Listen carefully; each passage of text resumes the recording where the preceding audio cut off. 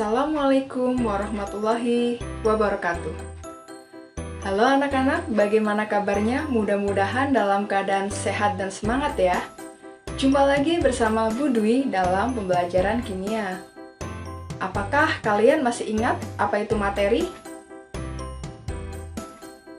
Yaps, benar sekali. Jadi materi itu segala sesuatu yang memiliki massa dan menempati ruang atau memiliki volume ya. Nah, contoh dari suatu materi adalah sepotong besi.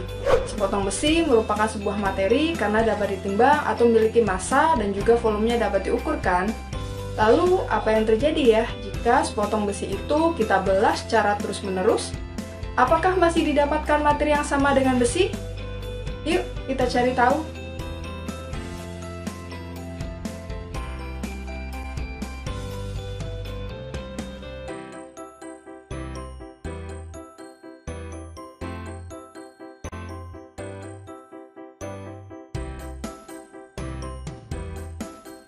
Nah, jika besi dibelah secara terus-menerus, maka kita akan mendapatkan suatu partikel atau bagian dari besi yang tidak dapat dibelah lagi kan?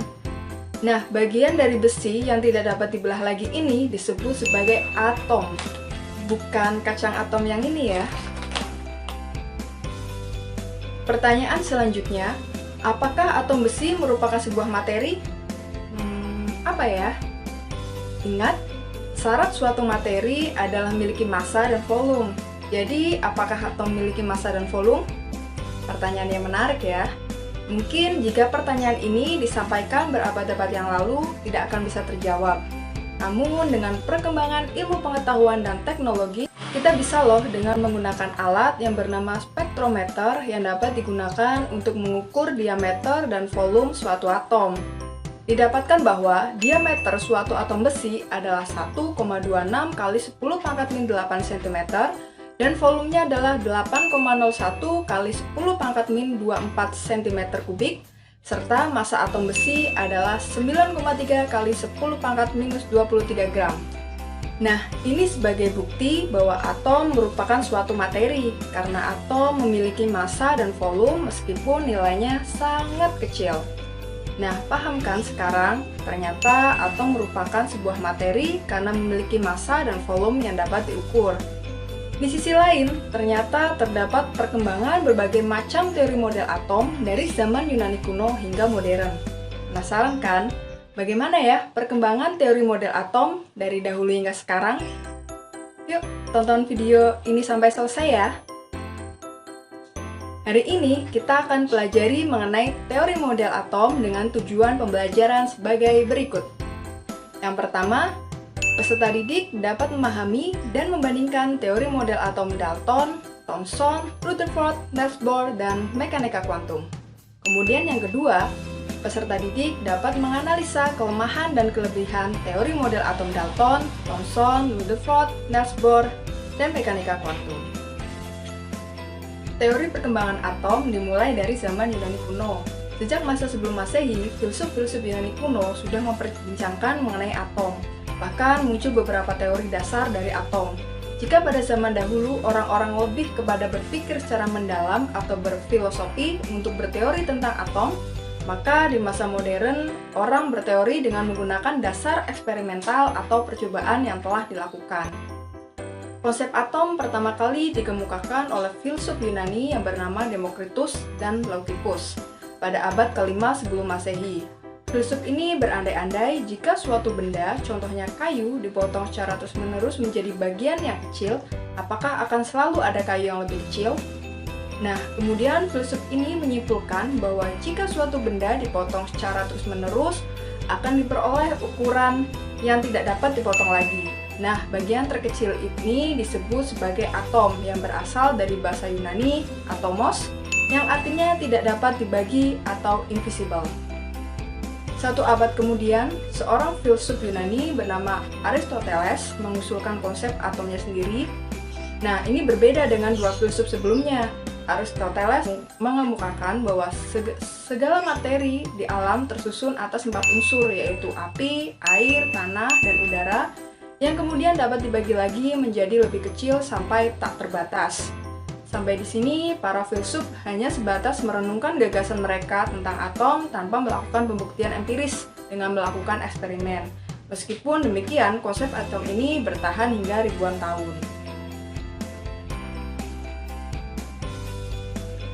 Teori atom pertama yaitu teori atom Dalton. John Dalton adalah ilmuwan asal Inggris. Sekitar tahun 1803 sampai 1808, Dalton adalah orang pertama yang melibatkan kejadian kimiawi seperti halnya kejadian fisis dalam merumuskan gagasan tentang atom. Dia mendasarkan asumsinya pada data kuantitatif. Dalton mengibaratkan atom sebagai bola pejal dan mengemukakan beberapa postulat. Postulat Dalton yang pertama yaitu materi tersusun atas partikel-partikel yang sangat padat dan kecil yang tidak dapat dibagi lagi. Nah, partikel itu dinamakan atom. Postulat yang kedua, atom-atom suatu unsur identik dalam segala hal tetapi berbeda dengan atom-atom unsur lain. Yang ketiga, dalam reaksi kimia terjadi penggabungan atau pemisahan dan penataan ulang atom-atom dari suatu komposisi ke komposisi lain. Dan yang terakhir, atom dapat bergabung dengan atom lain membentuk suatu molekul dengan perbandingan sederhana. Adapun kelemahan dari teori atom Dalton adalah tidak menjelaskan sifat listrik materi, tidak menjelaskan cara atom berikatan, dan tidak menjelaskan perbedaan antara atom yang satu dengan yang lainnya. Kemudian pada tahun 1897, Thomson menemukan adanya elektron di dalam atom. Thomson melakukan percobaan dengan menggunakan tabung sinar katode. Tabung ini menggunakan tabung kaca yang sebagian udaranya sudah disedot keluar. Lalu Thomson menggunakan dua lempeng logam yang berbeda muatan di pangkal tabung. Kemudian kedua lempeng logam ini dihubungkan ke sumber tegangan tinggi. Dari sini muncul sinar yang merambat sampai ke ujung tabung. Ketika sinar menabrak permukaan tabung, ternyata dihasilkan cahaya yang terang seperti senter. Lalu setelah itu Thomson melakukan eksperimen dengan menaruh dua lempeng berbeda muatan di masing-masing sisi tabung. Ada lempeng yang bermuatan positif dan ada lempeng yang bermuatan negatif. Lalu Thomson mengulangi lagi percobaannya seperti tadi, tapi ternyata didapatkan adanya arah yang berbelok. Nah, dari eksperimennya ini, kemudian Thomson mengambil kesimpulan bahwa menurut Thomson ada sesuatu di dalam atom yang bermuatan negatif.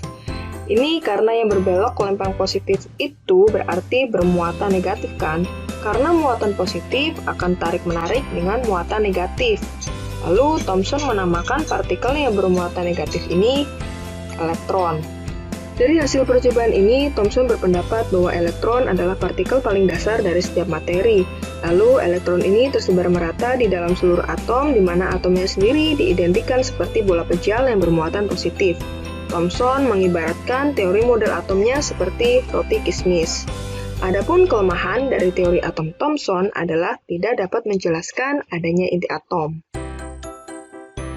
Selanjutnya pada tahun 1908, Ernest Rutherford, fisikawan dari New Zealand, melakukan eksperimen di laboratorium bersama dua asistennya bernama Hans Geiger dan Ernest Marsden. Mereka berdua melakukan penembakan lempeng emas yang sangat tipis dengan partikel alfa yang diemisikan dengan unsur radioaktif atau partikel-partikel yang bermuatan positif. Mereka melakukan percobaan penembakan lempeng emas yang sangat tipis dengan partikel alfa yang diemisikan dengan unsur radioaktif atau partikel-partikel yang bermuatan positif. Jadi, sinar alfa yang bermuatan positif ditembakkan melewati kertas emas, maka akan tertarik dengan yang bermuatan negatif dan akan menolak yang bermuatan positif. Di percobaannya ini, Rutherford hanya mengira kalau sinar alfa ini hanya akan diteruskan saja seperti sinar senter. Tapi ternyata selain ada partikel yang lurus, ada juga sinar partikel yang dibelokkan. Dan bahkan ada yang dipantulkan kembali, tapi hanya sebagian saja. Rutherford kaget ketika ada sinar alfa yang dibelokkan dan terpantul kembali. Adapun data hasil percobaan yang dilakukan oleh Rutherford adalah sebagai berikut. Sebagian besar partikel alfa yang dapat menembus plat ini dikarenakan melalui daerah hampa atau ruang kosong. Kemudian partikel alfa yang mendekati inti atom dibelokkan dikarenakan mengalami gaya tolak inti. Lalu partikel alfa yang menuju inti atom dipantulkan kembali dikarenakan inti yang bermuatan positif sehingga terjadi tolakan atau pantulan. Beberapa tahun kemudian, yaitu sekitar tahun 1911, Rutherford mengungkapkan model atomnya dikenal dengan teori model atom Rutherford yang isinya atom tersusun atas inti atom yang bermuatan positif dan elektron-elektron yang bermuatan negatif. Sebagian besar volume atom merupakan ruang kosong yang masanya terpusat pada inti atom. Oleh karena bersifat netral, maka jumlah muatan positif harus sama dengan jumlah muatan negatif. Dan yang terakhir, di dalam atom, elektron-elektron yang bermuatan negatif selalu bergerak mengelilingi inti atom. Nah, ternyata model atom Rutherford masih memiliki kelemahan. Nah, model atom Rutherford ini tidak dapat menjelaskan alasan kenapa elektron tidak jatuh ke inti dan belum menjelaskan letak elektron dan rotasinya terhadap atom serta tidak menjelaskan spektrum garis pada atom hidrogen. 2 tahun berikutnya, yaitu pada tahun 1913, seorang ilmuwan asal Denmark bersama Niels Henrik David Bohr menyempurnakan model atom Rutherford dengan menerapkan teori atom Planck. Dengan mengemukakan postulatnya yang pertama, dalam mengelilingi inti atom, elektron berada pada kulit atau lintasan tertentu. Yang kedua, selama elektron berada pada lintasan stasioner tertentu, energi pada elektron tetap sehingga tidak ada energi yang diemisikan atau diserap. Yang ketiga, elektron dapat berpindah dari satu kulit ke kulit lain. Dan yang terakhir, lintasan stasioner elektron memiliki momentum sudut. Adapun kelemahan dari teori atom Bohr adalah yang pertama, kedudukan elektron dalam mengelilingi inti atom dinyatakan dengan pasti. Yang kedua, gerakan elektron digambarkan sebagai lingkaran atau elips. Dan yang ketiga, tidak dapat menerangkan intensitas spektrum lebih lanjut. Teori berikutnya dikenal dengan teori atom mekanika kuantum. Nah, teori ini didasari oleh sifat dualisme partikel dan melibatkan beberapa ahli. Pada tahun 1923, Louis de Broglie menyatakan bahwa elektron dalam atom dapat dipandang sebagai partikel dalam gelombang. Kemudian, pada tahun 1926, Erwin Schrödinger mengungkapkan persamaan gelombang dalam atom. Nah, setahun kemudian, pada tahun 1927, Werner Heisenberg mengembangkan teori mekanika kuantum di mana teori ini mirip dengan teori atom Bohr, yaitu atom memiliki inti bermuatan positif yang dikelilingi oleh elektron yang bermuatan negatif. Nah, hanya saja posisi elektron dalam mengelilingi inti ini tidak dapat dipastikan. Teori ini dikenal dengan asas ketidakpastian posisi elektron. Dalam hal ini, kita hanya dapat menentukan daerah dengan peluang terbesar untuk menemukan elektron yang dikenal dengan orbital. Beberapa orbital kemudian bergabung membentuk kelompok yang disebut subkulit. Nah, dapat disimpulkan di sini, satu subkulit terdiri dari beberapa subkulit, dan satu subkulit tersusun dari orbital-orbital. Satu orbital dapat menampung maksimal 2 elektron. Demikian penjelasan tentang teori model atom, mudah-mudahan bisa bermanfaat ya. Tetap semangat untuk belajar kimia dan jangan lupa untuk selalu patuhi protokol kesehatan. Belajar dari mana saja, kapan saja, dan dengan siapa saja.